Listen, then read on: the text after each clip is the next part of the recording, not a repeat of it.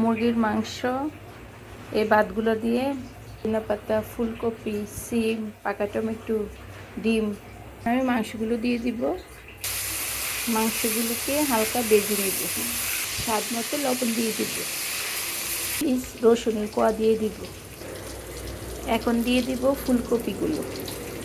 মাংস আর ফুলকপিগুলোকে ভালোভাবে ভেজে নিব। সাথে দিয়ে দিব কিছু পেঁয়াজ কুচি, সাথে কিছু শিম কুচি দিয়ে দিব। এখন দিয়ে দিব টমেটোগুলো, সাথে 1 চামচ চিনি দিয়ে দিব, সাথে কিছু কাঁচামরিচ দিয়ে দিব, সয়া সস দিয়ে দিব।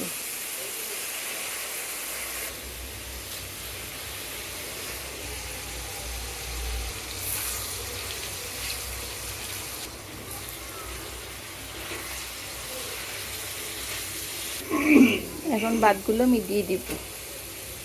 সবগুলো সবজি আর মাংসের সাথে ভাতগুলো মিক্স করে নিব। সাথে কিছু ধনেপাতা দিয়ে দিব।